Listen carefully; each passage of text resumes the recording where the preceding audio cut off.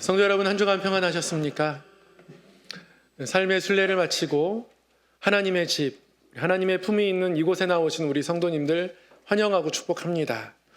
오늘 말씀을 통해서 우리와 늘 함께 하시고 우리를 사랑하시는 하나님의 마음을 우리 안에 담아내는 귀한 은혜가 있기를 간절히 소망합니다. 오늘은 고귀한 슬픔이라는 제목으로 함께 말씀을 나누도록 하겠습니다. 생물학적으로 눈물에는 세 가지 눈물이 있다 합니다. 첫 번째는 기본 눈물이래요. 안구가 마르면 안 되기 때문에 안구가 촉촉하게 젖어 있을 수 있도록 우리도 모르는 사이에 기본적인 눈물이 우리 눈에는 분비된다 합니다.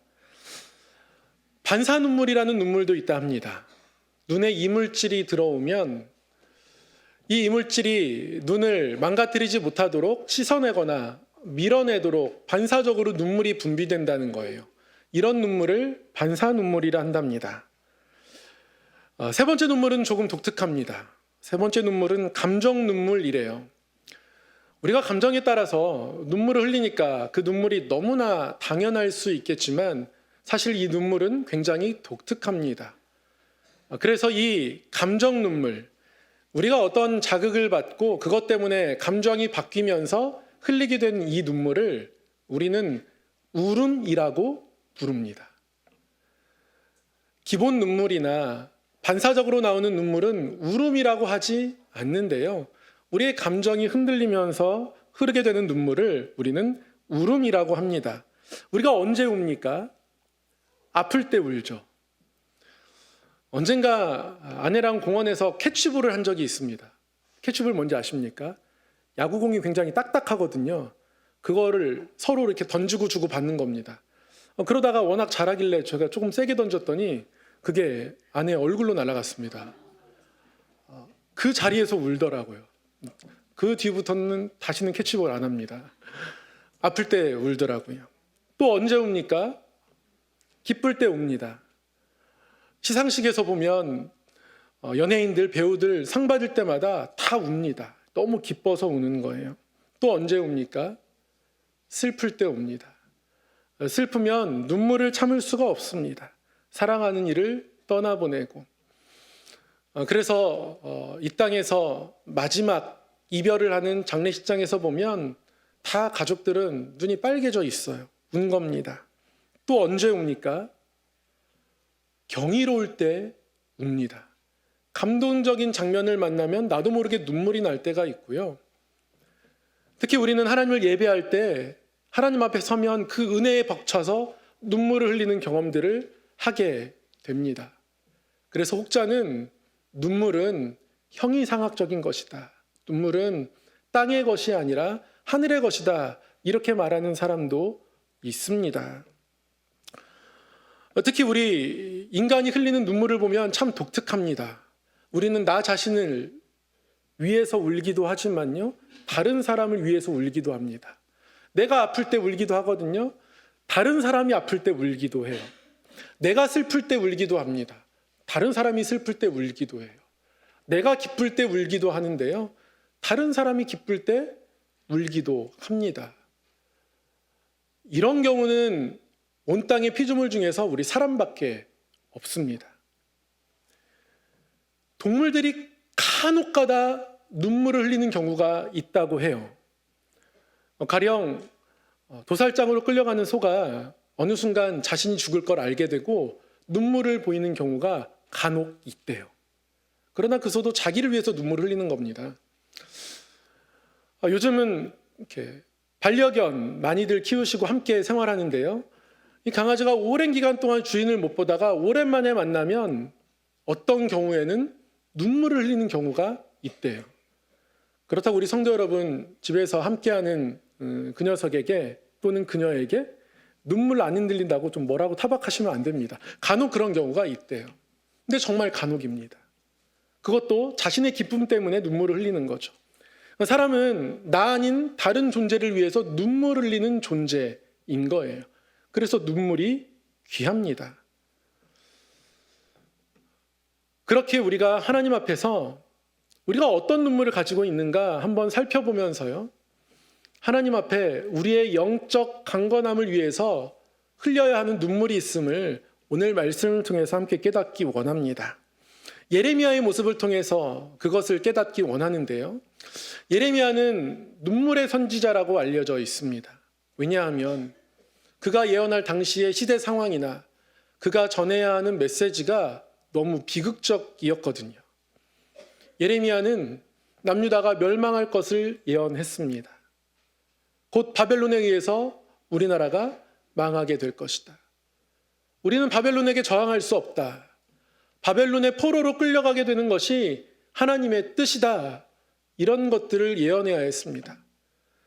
그 때문에 많은 공격을 받았습니다. 왕궁에 있는 신하들 또는 궁중 예언자들이 거짓 예언자다. 우리가 바벨론에게 포로를 끌려가도 우리는 2년 만이면 다시 회복할 것이다. 근데 예레미야는 아니다. 70년이 차야 돌아올 수 있다. 아주 긴 시간 고난의 세월을 보낼 것이다. 이렇게 예언했습니다. 그래서 거짓 선지자라고 공격받았어요. 예레미야의 고향 사람들이 어떻게 우리 고향에서 이런 예언자가 나왔을까 그를 죽이려고까지 합니다. 그럼에도 불구하고 이 예레미야는 눈물로 예언의 일들을 감당합니다. 예레미야의 눈물은 하나님의 눈물인 거예요. 예레미야가 하나님 앞에서 이 예언 활동을 감당하며 눈물 흘리고 아파하는 이야기가 예레미야 곳곳에 기록되어 있는데요. 예레미야 4장에 보면 예레미야가 이렇게 하나님 앞에서 슬피 탄식합니다. 슬프고 아프다. 내 마음속이 아프고 내 마음이 답답하여 잠잠할 수 없으니 이는 나의 심령이 나팔 소리와 전쟁의 경보를 들음이로다. 바벨론이 내려올 것이 너무나 분명해서 슬프고 아픈 겁니다. 그러니까 나 때문에 마음 아픈 게 아니라요. 이 땅의 현실 때문에 아픈 겁니다. 예레미야 8장에서는 예레미야가 이렇게 탄식합니다. 슬프다 나의 근심이여. 어떻게 위로를 받을 수 있을까? 내 마음이 병들었도다. 딸 내 백성이 상하였으므로 나도 상하여 슬퍼하며 놀라움에 잡혔도다. 예레미야가 슬프고 아파서 눈물 흘리며 탄식하는데요.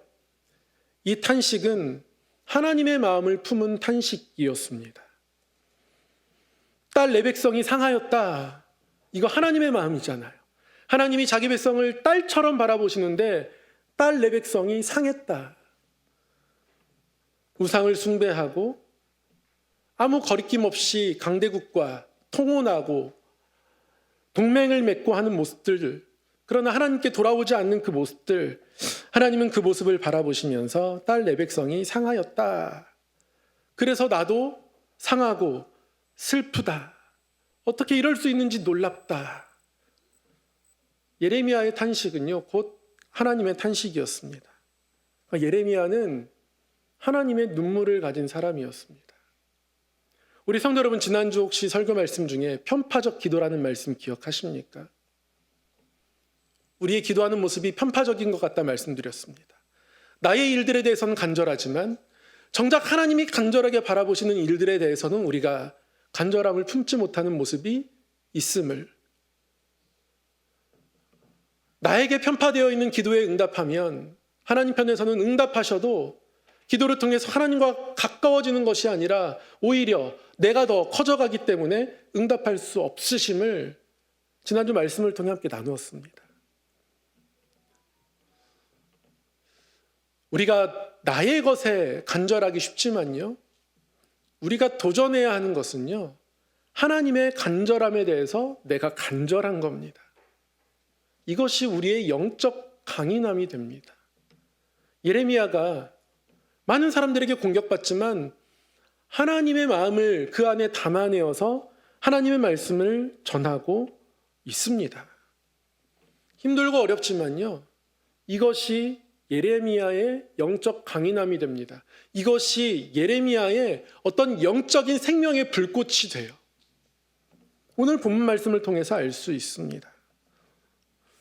제가 제 동생이 2살 아래 남동생이 있는데 근처로 이사 와가지고 같이 운동도 하면 좋겠다 생각이 돼서 같이 이제 운동을 하려고 연락을 했습니다. 요즘 자전거를 탄대요. 그래서 저도 자전거 타는 거 좋아하고 종종 한강에 자전거 타러 가거든요. 그런데 자전거가 비싼 게 있더라고요. 자전거를 꽤 오랫동안 많이 탔나 보더라고요. 저는 정말 굉장히 저렴하고 그러나 예쁘고 아끼는 자전거인데요. 너무 좋은 게 있는 거예요. 그러다가 자전거 언제부터 이렇게 열심히 탔냐고 물었더니 꽤 한동안 탔대요. 그러면서 타면 탈수록 느는 것 같고 재미있대요.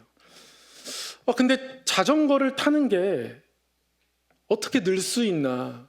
저도 잘 타는데 이게 는다는 게 뭔가 그래서 자전거를 타면서 는다는 게 뭐야? 물었더니 저한테 되묻더라고요. 형은 자전거 보통 몇 킬로로 타?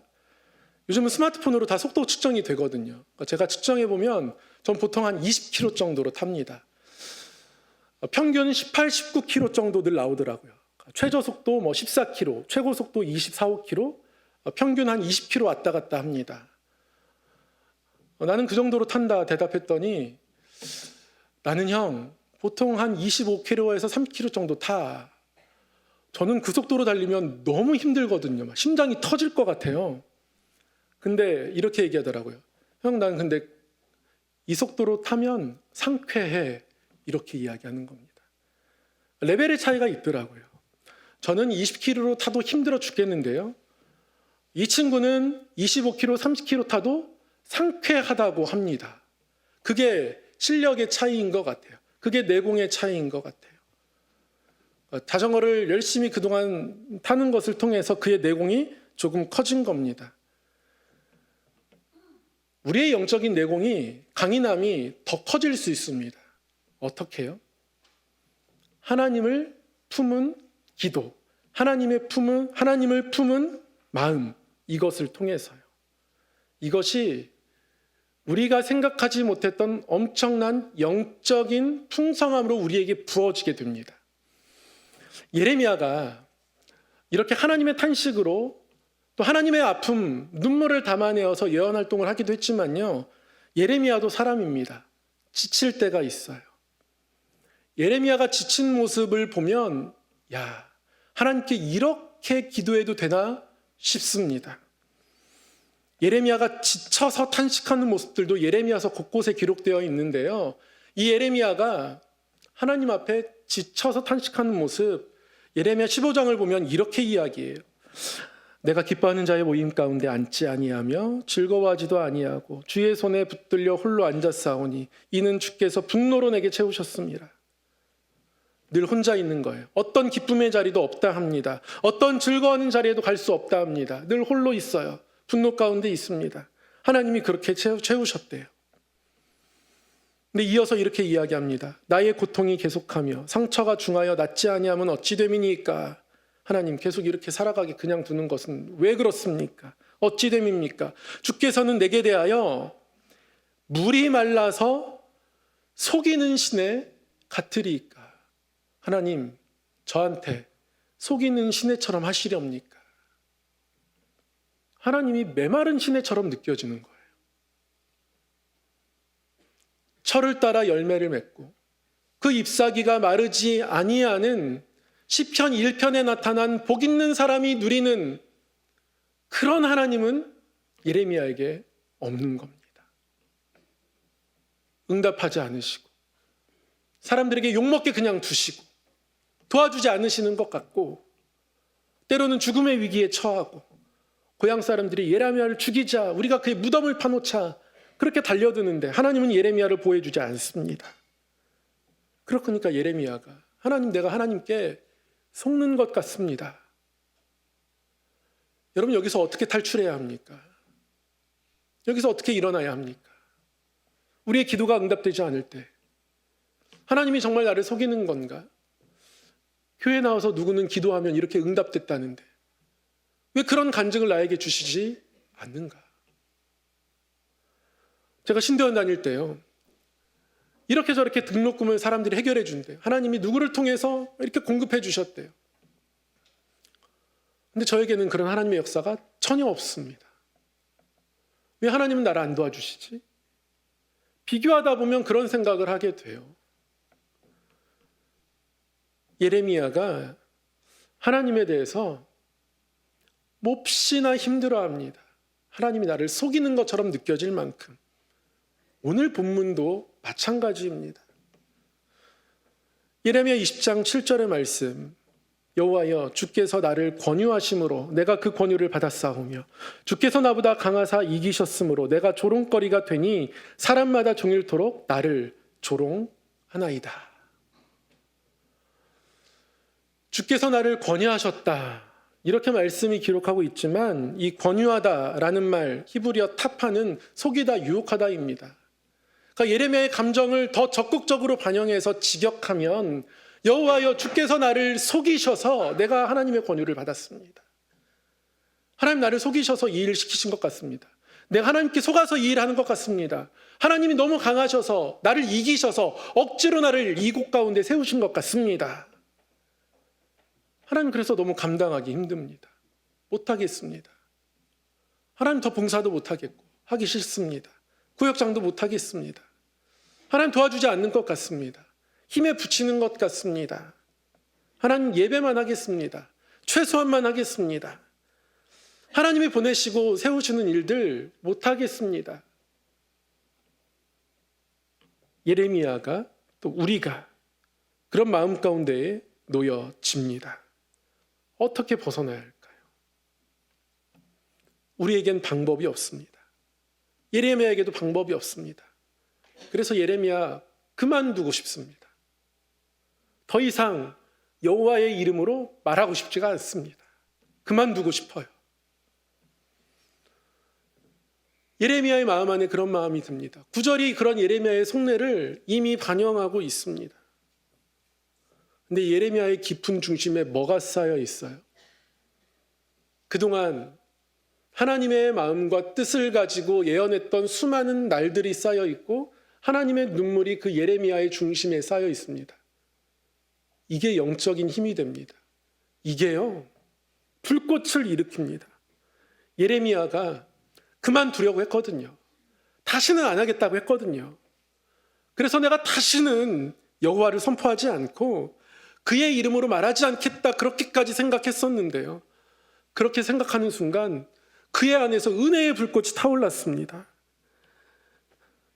내가 다시는 여호와를 선포하지 아니하며 그의 이름으로 말하지 아니하리라 하면 나의 마음이 불붙는 것 같아서 골수에 사무치니 답답하여 견딜 수 없나이다.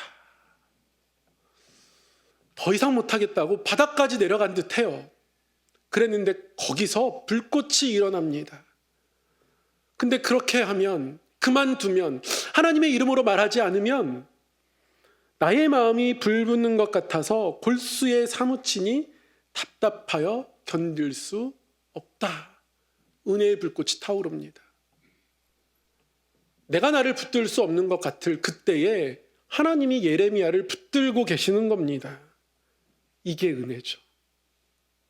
이 은혜가 우리에게 필요합니다. 이 은혜를 우리 삶 속에서 어떻게 나의 은혜로 받아들이고 살아갈 수 있는 겁니까? 하나님의 뜻에 관심을 가지십시오. 하나님이 나를 통해서 무엇을 하고 싶어 할까? 하나님 내 입술에 어떤 기도를 하고 싶어 할까? 나의 간절함, 나의 일들을 향한 간절함을 넘어서는 그 무엇들을 내 삶에 심어내란 말씀입니다. 이웃을 위해서 기도하고 성도를 위해서 기도하고 태의문이 열리기를 목사님 예배 때마다 기도하는데 그 사람이 누구인지는 모르지만 누군지 몰라도 그 사람을 위해서 나도 같이 기도해야겠다. 그런 마음 품고 기도하고 예배를 더 아름답게 드리기 위해서 내가 무엇으로 섬길 수 있을지도 생각해보고 고민하고 나를 통해서 하나님 무엇 하고 싶어 하실까? 아무리 내가 나이를 많이 먹어서 힘이 없고 연약해도 하나님 분명히 내 입술에 그 기도를 사용하실 텐데 난 하나님께 어떤 기도로 끝까지 이 땅을 살아가야 할까? 이렇게 하나님 앞에 하나님의 뜻을 구하며 살아가면 생각하지 못했던 힘들로 은혜들로 하나님이 불꽃처럼 타오르게 하는 거예요. 하나님의 뜻을 품은 눈물에는 그러한 힘이 있습니다. 눈물은 형이상학적인 겁니다. 우리는 눈물을 통해서 하나님을 우리 안에 품어낼 수 있습니다. 바울과 실라가 빌립보에 전도하러 갔습니다. 바울과 실라가 왜 빌립보에 전도하러 가게 되었을까요? 하나님이 이들을 부르셨습니다. 바울과 실라는 빌립보까지 갈 생각이 없었습니다. 아시아에서, 터키 일대에서 열심히 전도하고 있었습니다. 그런데 길들도 막히고 여러 어려움을 겪습니다. 근데 어느 날 밤 꿈에 백인이 나타난 거예요. 마게도냐 사람, 유럽 사람이 나타나서 와서 우리를 도우라. 그래서 사도 바울이 하나님이 나를 유럽으로 부르시는구나. 그래서 유럽으로 건너갑니다. 유럽으로 건너가서 만난 첫 성이 어디예요? 거기가 빌립보입니다. 근데 빌립보에서 사도 바울 어떤 일을 겪습니까? 투옥돼요. 한 귀신 들린 여종을 고쳐주었다가 그 여종의 주인이 이 귀신 들린 여종 때문에 점치고 뭐 이런 거 해가지고 경제적 소득을 올리고 있었는데 그게 안 되게 되니까 사도 바울 일행을 고소합니다. 그래서 감옥에 갇혀요. 사도 바울이 좋아서 간 거 아닙니다. 하나님이 꿈을 통해서 부르셔서 갔는데 그곳에서 겪게 되는 건 감옥이에요. 옛날 감옥 어떻습니까? 굴을 파거든요. 그래서 빛 하나 들지 않습니다. 정말 캄캄합니다. 여러분, 캄캄한 곳에 오래 있으면 너무 절망적이라고 느끼게 됩니다. 그런데 바울과 실라가 그곳에서 뭐 합니까? 찬양해요. 이게 은혜죠. 악보부집을 준비하고 찬양해야겠다, 자기의 계획을 가지고 하는 게 아닙니다. 여러분, 찬양이 뭡니까? 찬양은요, 하나님의 영광을 보면서 하는 겁니다. 그 어두운 감옥에서 하나님의 영광을 보는 거예요. 사도 바울이 하나님께 순종해서 하나님의 뜻 마음 가지고 빌립보에 갔기 때문에 가능한 겁니다. 우리가 삶 속에서 하나님의 뜻을 품고 살아간다는 건 우리에게 엄청난 은혜로 부어지는 준비의 과정과 같습니다. 그때 옥문이 열리잖아요. 길이 열려지잖아요. 그래서 우리가 하나님의 뜻, 하나님의 눈물을 품고 이 땅을 살아가는 것이 너무 중요합니다. 그게 성장이에요. 자녀를 키우면서 아이들을 혼내보잖아요. 어릴 때는요, 이렇게 혼냅니다. 잘못했지, 잘못했다 합니다. 그렇게 하지 마. 그렇게 해서 안아주면 이 아이도 저에게 확 안깁니다. 이때 아이가 안기는 이유는 끝났다, 이거예요. 살았다. 죽을 뻔했는데 다행이다. 뭐 이런 의미입니다. 근데 이 아이가 좀 더 큽니다. 오늘 학교에서 전화가 왔어요. 선생님으로부터. 학교에서 대낮에 선생님으로부터 전화 오면요, 이건 100% 안 좋은 일입니다. 비보입니다. 이러이런 잘못을 했습니다. 마음속에 화가 요동칩니다. 어떻게 이 녀석이. 집에 오기만 해봐라. 기다리는데요. 그 기다리는 동안 뭔가 마음도 누그러뜨리고, 그래, 이렇게 이야기해야겠다 이제 생각도 정리가 되겠죠. 그러고 나서 이렇게 이야기를 하고 훈육을 합니다. 그리고 나서 이 아이를 안아줍니다. 그런데 가끔씩 혼내고 이 덩치 큰 아이를 안아주는데 그 손이 저를 같이 안아줄 때가 있습니다. 무슨 의미예요? 제 마음을 조금 이해한다라는 겁니다. 큰 거예요.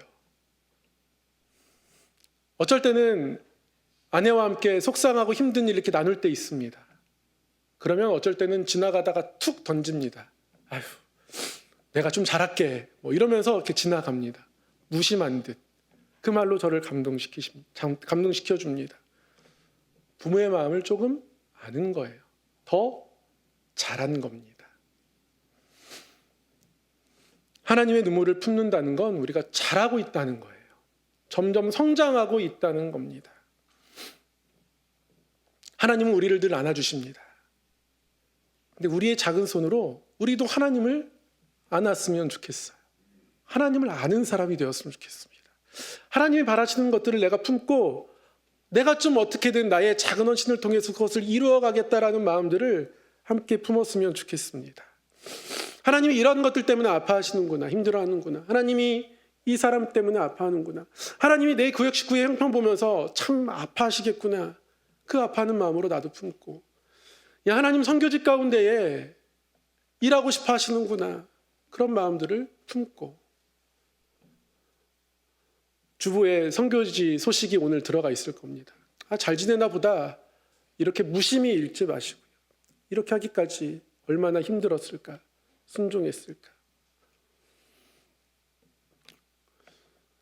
하나님의 뜻 마음을 우리가 조금씩 더 품어낼 때 영적으로 성장하게 됩니다. 그리고 성장한 그 자리에 우리가 정말 지치고 힘들어서 하나님께 속는 것 같은 느낌이 드는 그 자리에서 엄청난 은혜의 불꽃을 하나님이 일으켜 주십니다. 예레미야에게 그랬던 것처럼 우리에게도 하나님 그렇게 하십니다.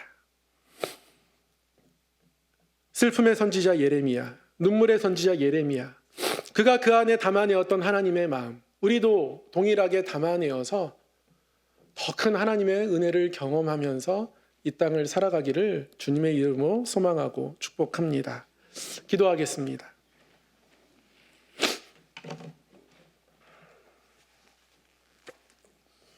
하나님 아버지, 하나님의 뜻을 품고 또 하나님의 눈물을 품고 그렇게 우리 안에 하늘의 슬픔과 하나님의 마음을 담아내어 고귀한 슬픔을 가지고 하나님과 함께 슬퍼하며 눈물을 흘리며 이 땅을 살아가도록 인도하여 주시옵소서. 영적으로 성장하게 하여 주셔서 더욱더 하나님을 아는 자 되어지고 하나님을 감히 담아내는 하나님의 사람 되게 하여 주시옵소서. 예수님 이름으로 기도드리옵나이다. 아멘.